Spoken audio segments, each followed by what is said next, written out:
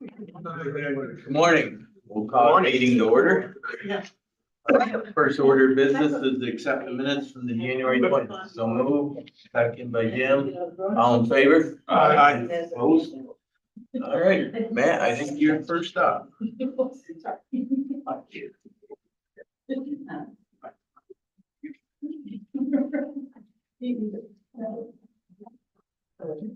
I don't have a lot today because we've been covering that full board and finance and having the last one, so. Update on the Fort Ann barn is bids are due 29th. Property transfer is done, deeds are filed. And I think our next, business is actually when they come in, so. Middle Falls barn, I just had a meeting last week for the 60% drawings. They're done. I had my first crack at them. They are down in my office. If anybody's interested in looking at them, they can swing down anytime, look through them. Might interest some of them and all of them, but it's the first shot at them. We are planning on, I gave them a deadline of May to go out to bid for the fall, so that's just to keep, they work better with deadlines. So we're gonna look for that. Is that gonna be late getting us out for a bid to get stuff? No, I don't think so. I mean, it's just probably as quick as we can get it done, but right now, the bidding atmosphere is pretty, really good out there right now. It's about as good as I've seen it since I've been here, so. I think the sooner the better I get it out, but I'm putting maybe it's a good date to get it out. Good. Next thing I have is, we do a 5-year term contract with engineering service. Ours ran up, the end of 2023. We used ME Engineering for the last 5 years, which I've been happy with. They've been good. This is for small projects, incidental projects. Anything of a large scale project, we still go out for an RFP for the engineering, like the barns. We don't use them for necessarily projects unless they win the RFP. So I did say, well, rather than just asking for a renewal, let's put it out again. It's been 5 years and see what we get. We had 9 firms respond this time, which was double what it was last time. I've gone through them. They were due like the 8th, so I've had them for a little bit of time. I've reviewed them and narrowed it down to Labella, ME Engineering, CPL, ME, because I do have a good record with them. They've done a good job. CPL was pretty interesting. And then Labella, who we're working with on the barns, they also submitted.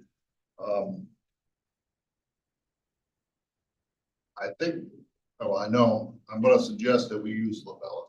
And the reason is, for me, is they are a little larger firm. They have all the different facets of surveying this or that. So when we go with like an ME or one of these, they're subbing out surveying, they're subbing out architecture, which in turn is a 10 or 15%, fee on top of that fee. So I kind of, Labella, CPL, CT Mail, there was one other that had all the trades. They were all interested, and I just think Labella, their prices it was the best bang for the buck. So I'd like to use Labella for the next 5-year term contract, and I think we just need a motion. Resolution to accept.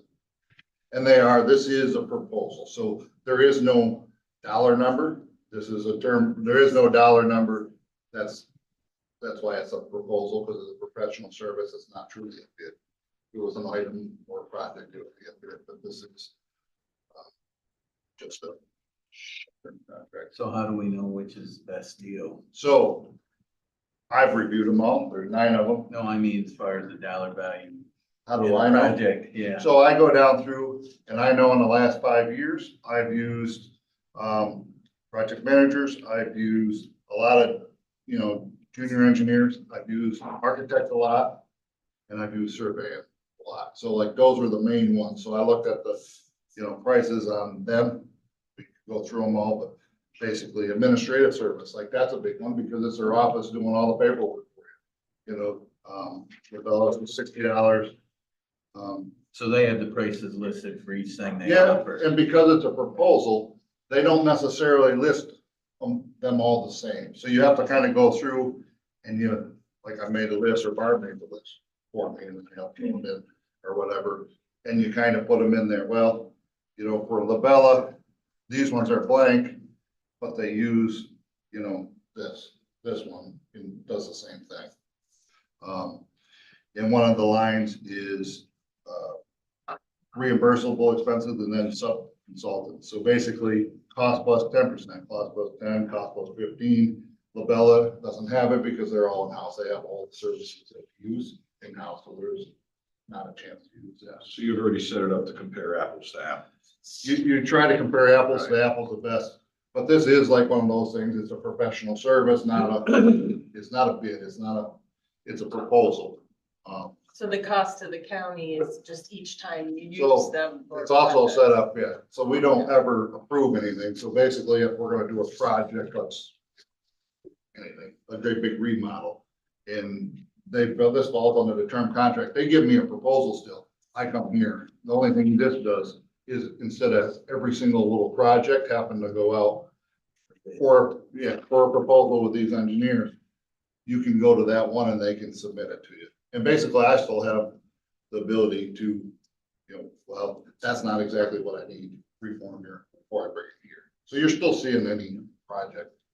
These are the people we use for like when the boilers or the chillers went bad. So it's emergency. I don't have to go out for a month and a half and do another proposal to get an engineer to start working on it.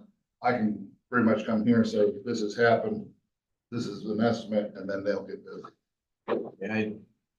I don't think that, we weren't quizzing, we just don't understand how you were looking at it. This is. And like you got an engineer firm here and all of a sudden you get they're gonna do this and it's twice as high a cost. That's like you right. thought. Yep. Sue, you had a question? I think that answered my question on responsiveness in a crisis moment. Yep. Okay. You had experience with the one that you've been working with, Yep. 5 years, but you also had experience working with Labella. Yep. Through so they're responsive too, Yes. and you're pretty certain that they will. Yeah. come and- I don't like to throw all my eggs in one basket, but, their fees were within the range, or some of the companies' fees are just, real high, and then, let's send it, and if they get it, they get it. But I do hold them to it, so like if CT Mail is coming up with a project and they give me a proposal, I make sure that it's what they said on this, like if they're saying, okay, I need a drafter, when they give us a proposal, it'll match up to the numbers that are out here. Use, can you go to somebody else in this 5-year period or? 100%. This doesn't exclude me from going to anybody else. The only thing this does is if we have an emergency, we don't have to go through the bidding process or the proposal process of putting it out to the public, newspaper ads, and then you're 2 months delayed to start your project. We're able to get a proposal right away. I can call them and say, this is what I need. They come here and they give me a proposal, and if it's an emergency, sometimes it's the, whoever I get the right approvals from. It just speeds up the process of the real world of making projects happen. So it's like a reserve bid to keep in your pocket kind of Yes. thing? All right. It's a legal, There's probably a name for it. right, it's the legal way. It's a term contract. And they're, Retaining. yeah, it's a retainer, right, there you go. That's, in legal fee, that's, right, it's a retainer, but this is really, that's what it is. So same thing for this professional service, they just call it for contract. Okay, if they come give you a price, you have the right to go to somebody else and get a price to check on them or not? Yep, I do, and, I make sure it's in the ballpark. I can tell you that most engineers, when it comes to a project, they give you a budget number, and if it's gonna be 100,000 project, usually you're looking at 10 to 4%. That's what your engineering field needs. So you kind of have other ways to check them. I think ME is who it is now. They've been great. We still are in the middle of project, so they'll continue the project that they've already started on. When I did this 5 years ago, I didn't know the projects that were coming up, we just had a few small examples, but since then we've done a lot of stuff. You know, they've done a lot. Yeah, the prior contract line around, so we want to compare. Yes. So it's, How do you want the resolution worded? I was gonna say, do we have to refer it to another committee or? I don't know, because it's not a finance thing, because you're not really, we're not approving a dollar amount, it's Right. just, Or resolution awarding yeah, the services to Yeah. Labella. Yeah. I think, right? Yeah, I'll make a and motion. I can give you the copy of the resolution, Second by of what we did last Lance. We have a motion to second. Is there any more questions? All in favor, aye? Opposed? Okay. Yeah, and I'll give you, I have the resolution right in my folder for them, I just said. And that's all I have, so. Questions? Yeah, no, I just wanted to commend and thanks Matt on the project for the 40 and the county barn, all the effort and time he's put into that. I guess I didn't have a full appreciation for the process until I've actually been involved in it and see all the moving parts we have to try to coordinate from the attorneys getting together. And that's no reflection on Dan. It's just a matter of matching up schedules with the other attorneys so that they can do on our end of the town attorney have to do. Yep. Dealing Dealing with the village in the town of 40 and you know, and explaining and keeping the board of supervisors up to date. And sometimes it's a moving target. And then we got the bonds and stuff through Al and other attorney, you know, so it's yeah. Thank you for all the effort you put into Thank it. you. I think there's a lot of stuff that at least I wasn't aware of that goes into the whole process until you actually live it. Anything else? Thank you, Nick.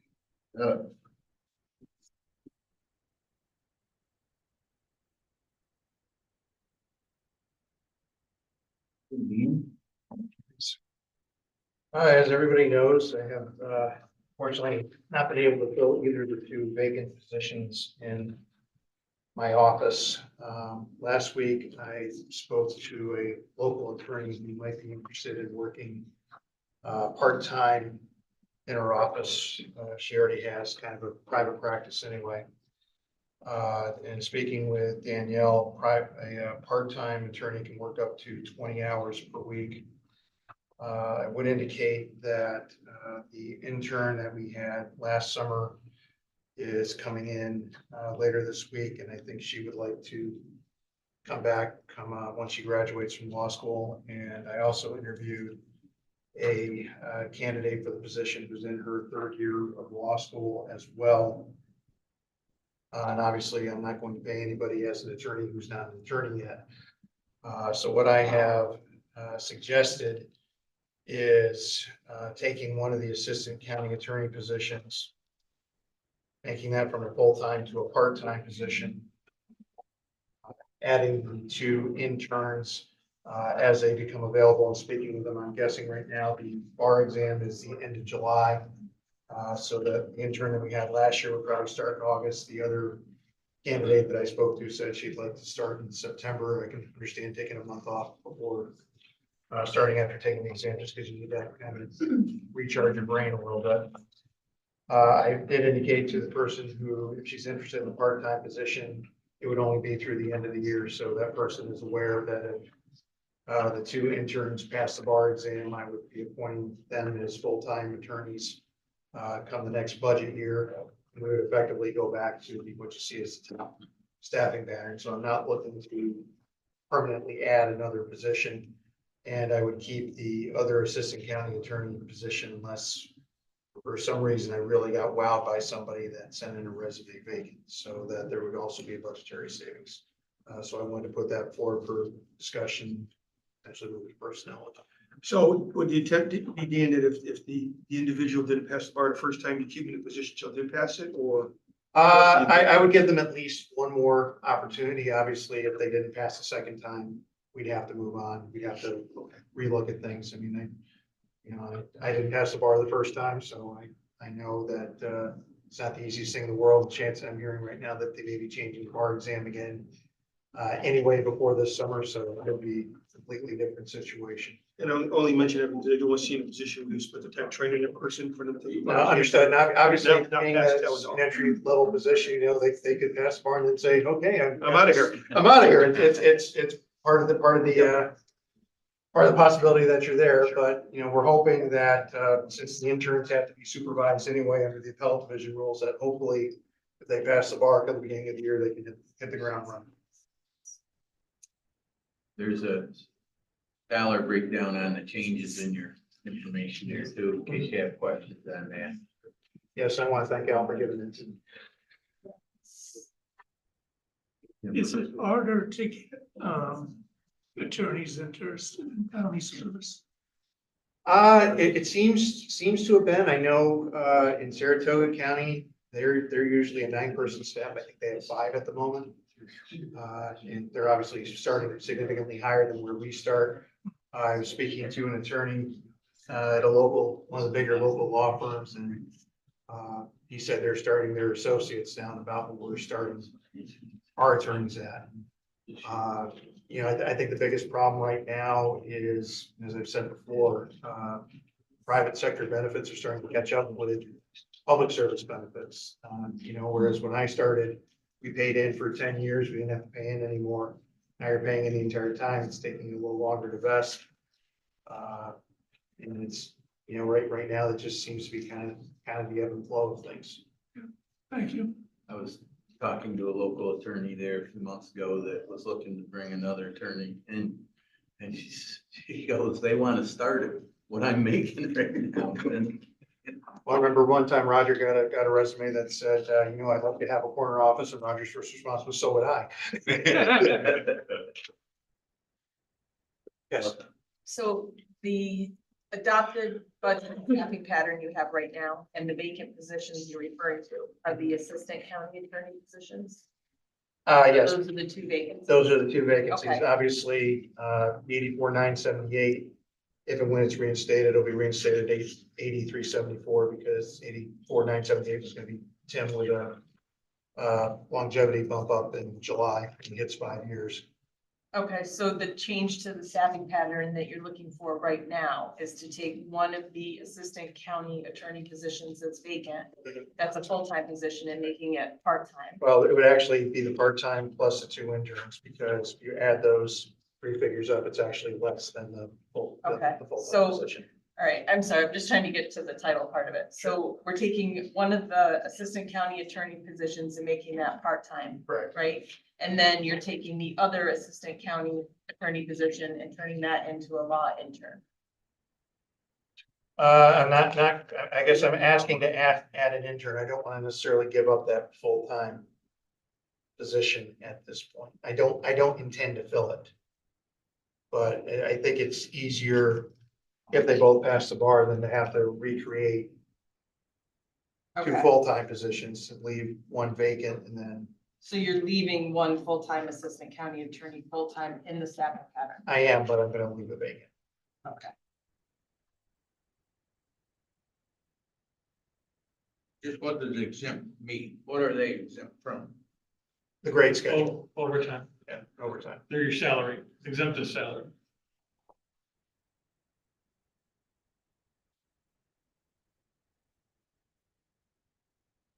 short on people that you're looking at. Yeah, but it doesn't make any difference. They're gonna be working more hours for the same salary. Well, as I said, we're doing the best we can. Tim and I are so far managing things. You know, luckily we haven't been slammed with a report schedule that creates a lot of conflicts yet. It seems like pretty straightforward, common sense personnel management. I'll move the motion to approve the staff. I'll second The personnel. Personnel. Any more discussion, questions? All in favor, aye? Aye. Opposed? Thank you, everyone. Anything else? Any other business for the committee? Boy, it's not like the old days when these meetings went on and on. Last one? You mean last one? Last month, Jay, we play requests. We must keep it going. You will, Next month. next month, That's okay. Next So month. that's we'll have a new All policy right. by then. Yes, I will. If there's nothing else, we'll adjourn. Here. Two records, longest and shortest.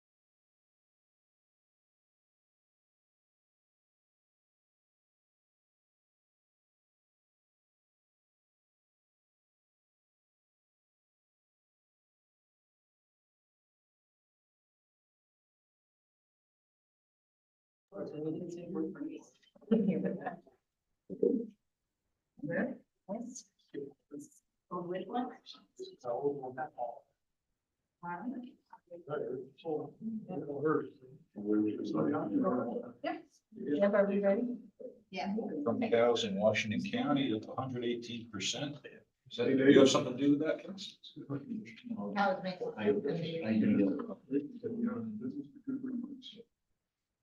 Good morning. It must be the others here. When Dave's conversation is done, we'll start voting. Good morning, everybody. Let's get this meeting going. Okay, welcome to the Ag Planning Tourism and Community Development.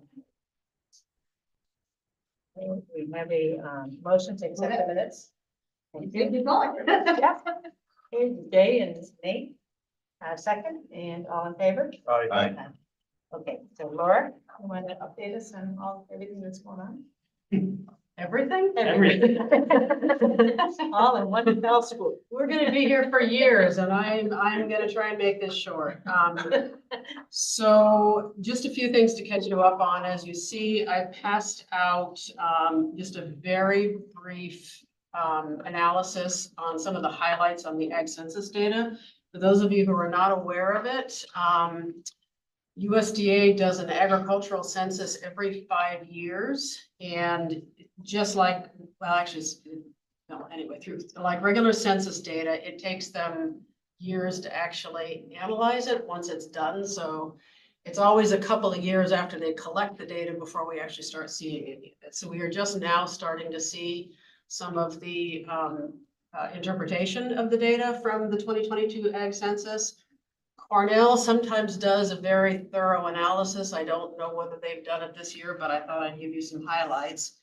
So there are two pieces of paper in front of you. One of them represents just a quick analysis of changes in Washington County, kind of going back to some changes between the 2012 and 2017 census and then 2017 to 2022. The second piece of paper is a copy of an analysis that is done by the Center for Economic Growth down in Albany County. We work with them on a lot of economic development related issues. And they put out various newsletters and analysis, and they did this of the capital region. So that one basically shows you where we stand in comparison to other capital region counties. And again, I'm not going to go through some data in detail. It's just takeaway for you, but overall, I can tell you that as we would have expected, Washington County has exceeded all of the other capital region counties in terms of economic growth in the agricultural business industry. And we've led the county in a couple of different categories, including milk from cows and poultry and eggs as well. So again, that's just comparison us to capital region. If you look at comparing ourselves year over year, you will see that the total value of ag products, like i.e. the value of products sold, has gone up significantly. So the takeaway from this overall is we have fewer farms generating more output. That kind of goes along with get more efficient and do more with less. But also there are factors in here that, like inflation, et cetera, that this may not take into account. But still, it does show, to me, a really interesting trend. Things really were kind of more on the declining side from 2012 to 2017, but 2017 to 2022, it looks like we're back in a growth pattern. You can also look at agritourism, which is another interesting thing. I mean, this tells you that there's more than $1 million in sales directly attributable to agritourism in the county from the 2022 ag census, which is significantly up from 2017. So that speaks to all of the tourism programming, the need for people to sort of see where their food is sourced, want to see where it's coming from, and wanting to visit these farms directly. So again, we're headed in the right direction there. So that's it, just a brief summary. I just have a question. Laura, do we know, does Real Property, or does anybody in the county track the amount of ag land that's now being gone to solar systems? So we have a read on that as a county as to where our ag land is, and we actually do produce, and we worked with Real Property to do this, a map of where all of the solar systems that we are aware of. Now, they could be in planning, they could be in development, et cetera. But what it doesn't do is track what the effect on ag land is. Because, so for example, with agrivoltaics, you could still potentially have an ag use on a parcel with solars. So, Real Property could tell you what the change in parcel status is, but it's not necessarily going to tell you what the use would be, I would think. It is an agrivoltaics, whatever you call it. Doesn't that count as they put a high bees in there? There were some of them, they were trying to, some ones I've seen, they're trying to convince everybody they're ag oriented when they put the solar in because they have bees. Like sometimes it's not a massive agricultural use. Sometimes they just sell it as they're helping us in some of the cases. So it's like everything else. When you say it's a farm, is it one chicken or is it 1,000 beef cattle? Is it one beehive or do they have 40 goats grazing underneath that? I mean, it's hard to say when they say the agriculturists. I don't believe that we have any large scale agrivoltaic usage. So, I mean, because there's a couple of things that you can do there. The first trend seems to be in grazing animals, but there's started to be somewhat of a push for placing those panels wide enough that you can get a tractor down the middle of a row between the panels. I think there are some examples across the state of that, but none here that I'm aware of. I'm asking that because I know between the town of Hartford and Fort Ann, There's one area, the guys bought a bunch of land from farm, that he ends up putting 1,200 acres in there, solar panels. He's not implementing anything on the Fort Ann side as we speak, because at this time we have a moratorium. But I know that that's what his ultimate plan is, and I know and if he hasn't approached Hartford, I know that's what his plan is, because it's in the original plan that we. Yeah, Copy again, of. an analysis does not exist right now. Whether we could get the data and figure it out, I'd have to think about, because again, you can have solar companies that lease land, you can have them that buy land, then you've got to look at what's the status of a parcel? Is an agricultural parcel, is it a commercial? So we could probably figure it out, but it hasn't been done to date. I guess again, going back, my main concern is if it's agriculture is one of our main products. And we, we put stuff into stewardship to protect that land. It's just, it's unsensible to me, we just let these things go rampant. It's going to affect our agriculture. Again, because of the ORIS control of all large scale agricultural products, ORIS has overcome in projects across the state, even local regulations that say we do not want solar panels on prime soil. So we can analyze it, but we may not be able to change it. Understand? Okay, Yeah, there's not much that's really classified as prime in the county. Right. It's a pretty small percentage. Mhm. But on the other side, we can argue this, we also hate to see ag land go.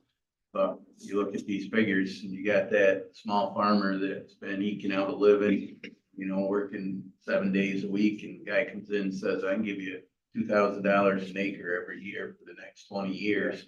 And he's only been making, $20 an acre for the last 10 years. Who are we to say you can't do it either, Understand. So it's a real catch It 22. is, Jay, and I agree with you 100% on this. it's interesting because like with the ag land, in order to have it ag exempt, they have to do $10,000 to show $10,000 worth of profit. Okay, Gross income. gross. Yes. Okay, but that gross profit is about. Sorry, Beck. It's a great. So $10,000 worth of Gross income. gross income. So does that include revenue from solar, or do they have to show something that is solely ag? Ag. And so that should show up. So these properties will go to commercial, and it depends how the farms do the deal with the solar company, whether they pick up the taxes or not. It's all in how they work out the deal. Also keep in mind, so this ag census data, just like regular census data, depends on farmers filling out surveys. So you could have a farmer that leased some of their ag land or all of their ag land to solar, and what this represents is going to depend on how they report data in any census that they fill out. So. Cassie? So I sat in a meeting that the state had a couple, I think last spring, and they finally decided that maybe they should do a study and see what the impact was on agriculture with the solar. But in the next press said, we know those results and study findings will be at least 4 or 5 years out. And then there also was a movement at the time, and I haven't had time to keep up on it, but they were looking at taking the set aside land and seeing if that would be a great place, which I have a real issue with that. If you set the land aside to be farmland trust or stewardship or whatever, but there was a push, they were trying to say, well, why don't we use this land? And they wanted to start turning that into solar. Wasn't too fond of that idea either. But a lot of those meetings, you have people that are asking those questions, and then you have the solar people go in. Oh, and another question was, because the state ag department was gonna start making the solar companies pay into, if I get it right, you know what I mean, trying to pay some money, whether that money was gonna go to the town, the state, or the community for the ag land. And so the conversation came up, well, it's not enough money to stop somebody. And the solar people came right back with, well, if you want us to build solar, then you can't make that price up. So it was a ridiculous conversation for them. You know, basically the solar power company had was winning everything they said. Those are just 3 things from a state level meeting I was in. Okay. Just one more, because we're running so far ahead of schedule. We're used to it. Oh, wait a minute. Just from my years of experience in being involved in other things and stuff, just a quick synopsis on this for the non-farm people. What it really shows on these ag farms is that you had a lot of people in the 2012 up through the 17 that were in the movement to, be local grown, local this and that. And they got into it, and found out that, well, it's a lot of work and it's a lot of investment. So they're back out. And then your middle group, actually, that you wouldn't think so, but those 500-acre and under farms, they just can't carry the efficiencies to be profitable. And you're never gonna get the kids to come back and work 6.5 days a week for a new pickup truck and housing. Because all the people they go to college with are making 70, 80,000 out the door. So that's why your trend to your bigger farms, it's the only way, one, to be efficient, and two, to keep young people interested in staying in when they know they can come in and only have to work one weekend out of the month, and that they can make a pretty good living and have their health care costs covered. That's why you're getting these trends, just for the non-farming people that are unaware of it. So. But also that affects not only agriculture, we're seeing that in other small businesses, like think restaurants that have been in family hands for generations. The next generation doesn't want to work the 15-hour day on their feet that it took for the previous generation to get it where it was, because as you said, as we have a nationwide labor shortage, companies paying very high salaries are going to be where those college graduates are gonna typically trend towards first. So do you think this picked up because when COVID hit, everybody went crazy for buying natural? Everybody started buying eggs from their neighbor, trying to buy milk, or buying their beef or their pork or their chicken, all local. So do you think once all that comes back down, people will go back to the efficiency, the quickness of buying it in the grocery store, and that might change your sales?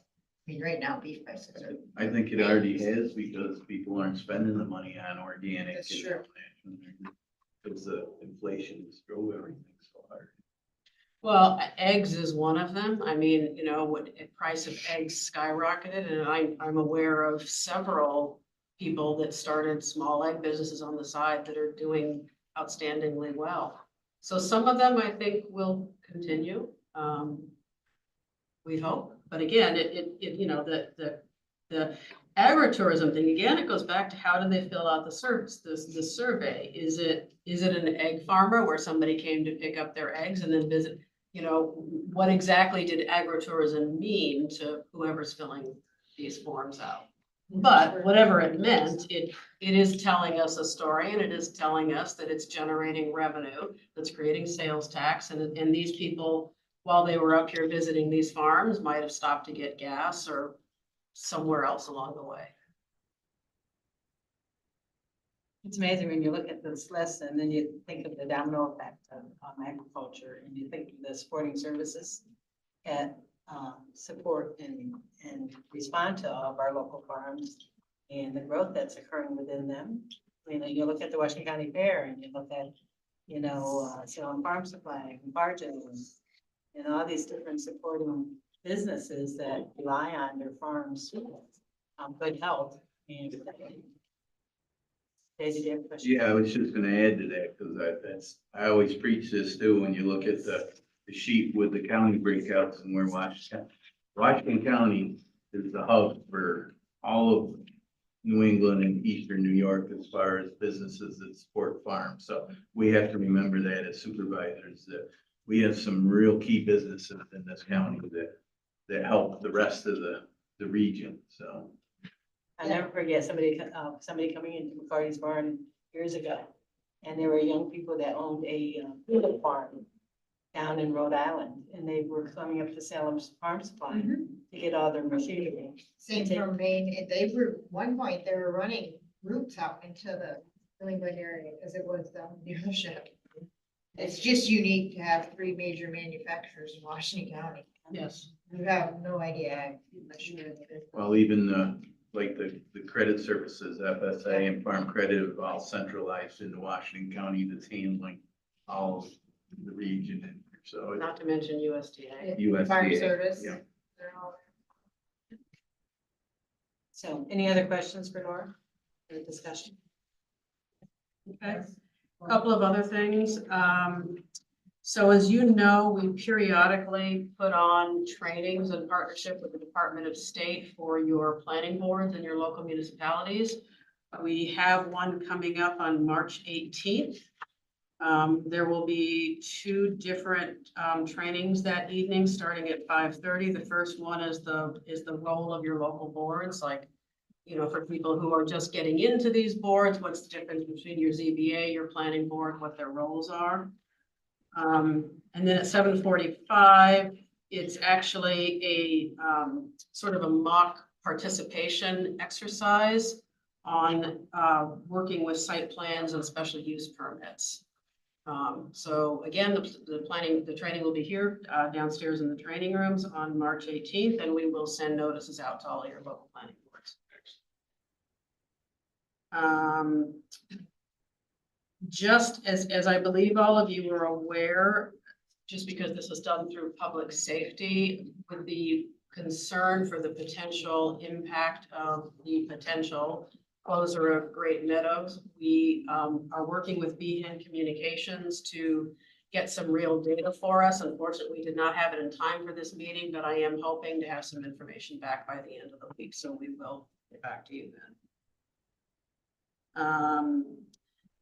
You, at the local level, this is just kind of an explanation. As you know, we've had this broadband word as we've been trying to solve the problem of how to get service to the remaining unserved, which is still an ongoing conversation. But at your local town, you may have gotten an email from Tectonic.